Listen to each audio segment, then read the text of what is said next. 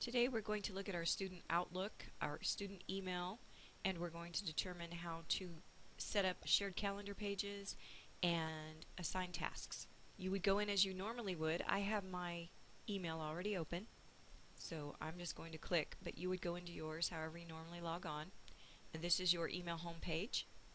If you look down at the left-hand corner, you will see Mail, Calendar, Contacts, and Tasks.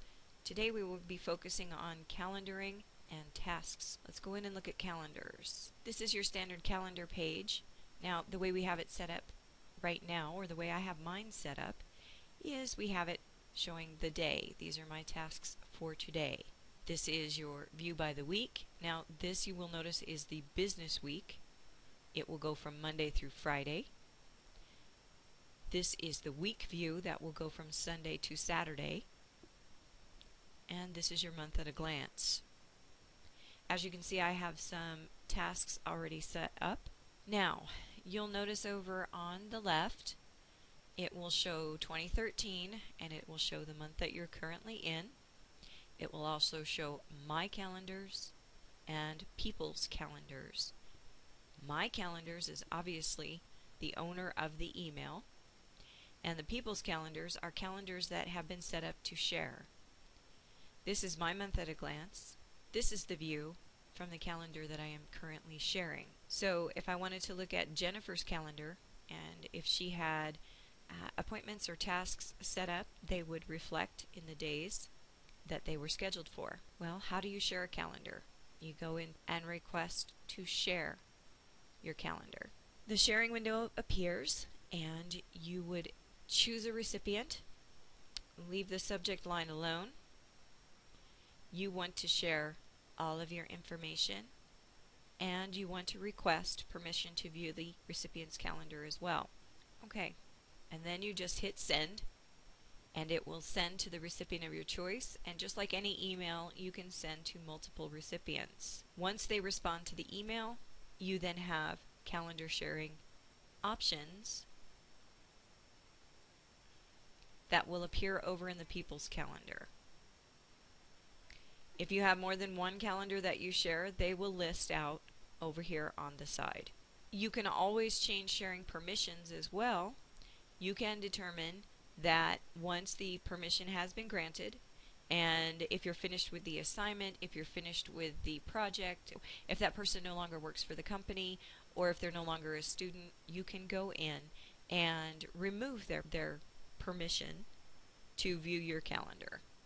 And you can also edit what they see. As far as if you were sharing all of your information, you can share just when you're busy. Okay, so that's calendar sharing. You're going to ask me, how do I add a new task? Well, you go up to New. Do you have an appointment, a meeting request, a message? I use appointments. You can use your scheduling assistant to schedule meetings. If you have a group project and everyone in the group needs to be at a certain place at a certain time in a certain room to work on that project, you could schedule it this way by selecting the people that are attending, where it's going to be, set aside the time block, and it will appear on everyone's calendar. Let's go with an appointment. We are going to schedule an assignment that is due for, let's say business law. You can decide your start time. When is it due?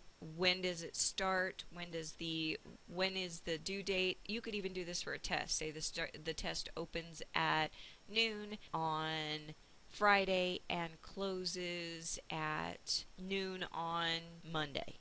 You can set up those times. You can also set up if it's an all-day event. You can tickle a reminder. You can say, I want to be notified 2 hours in advance, and it will pop up and say that you have an appointment due and you have 15 minutes to get there. Or you have an appointment with an instructor in 30 minutes, so that you will have time to close down, get your stuff together, and go. You can show the time on your calendar. If you're sharing a calendar, you can show that you are busy between those times. You can show that you're away from your desk. You can also put in text as to what the assignment is for, just like that. Once you assign it, you can save it and close it, and it will appear.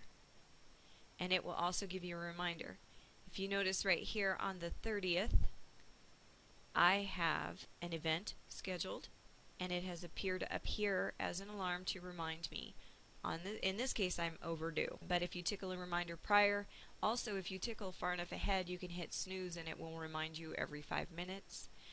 I'm going to dismiss this one because I have finished it and it's done. So you dismiss it and the indicator goes away from the top of your screen. So if you ever see that, you need to click on it and find out. You can go to today's calendar and see if there's anything due today. If it's ever not on the day that you're wanting to look at, you can make it go there just by double clicking on the day. Now there's the task that we set up originally. Let's go into tasks. This is your task menu window. This will show you any tasks that you have set up. This will show you what you've completed. As you can see, I have older and last month that have been completed. If you look up in the top left hand, you will see the word show, and then show all of the tasks, show my active tasks. I don't have anything pending, so it's not going to show me that. Show me the overdue tasks and the completed ones. If you ever assign a task that you thought was completed and it's not, and it's crossed off your task sheet, you can unclick it, show all, and it will show them as active, and it will flag them.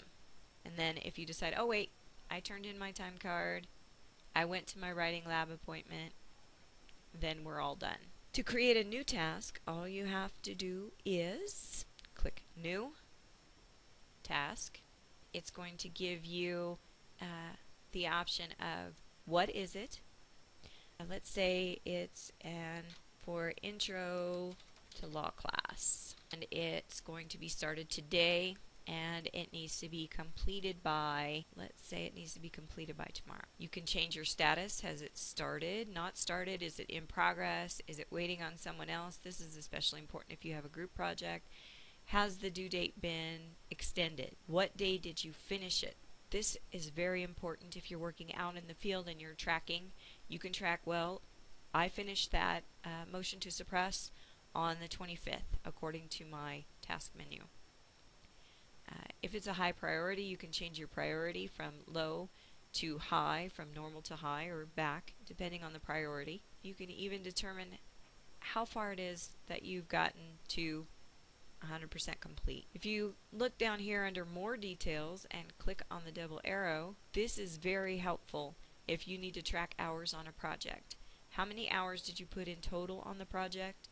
How many hours did you personally work on the project? Mileage, if you had to drive to, say, the courthouse in Salmon, what your billing rate was, and who it was for. In this case, you can say, instead of putting assignment Intro to Law at the top, you can put, Intro to Law in under companies. Now, there is an important thing that you can also do is you can categorize by color. Now, if you want to make Intro to Law assignments purple, you can do that. If you have another class that you're taking, you can hit Create New Category, assign a color, say blue, and that could be for OFP 118. So your office class 118, you hit OK, and then anything you classify under that category will show as that color. So for instance, this one I'm going to say is for the Intro to Law class, and the category will come up and it will be purple, and when it appears it will tell me that I have an Intro to Law that is going to appear on my calendar. Oh, don't forget to save it. So then it appears on your taskbar with your due date, and it will tell you that tomorrow the assignment for Intro to Law is due, and we had it flagged. We can change the priority if we need to. We can also mark it as complete if we finish it ahead of time. If you want to look at the specifics, double click. It will tell you it's for Intro to Law. You can say, instead of it being in progress, you completed it. It will indicate the date that it was completed. Hit save, and it will mark it off of your task sheet. And as you can see in the little box next to the check mark, that it is color coded, and it will tell you the category for that. So you can color code classes, you can color code motions, notice of hearing, complaints. So when you're out in the real world, what you learn here, you can apply there. I hope this was helpful. If you have any further questions about how to set up your calendar or your taskbar, please see your instructor.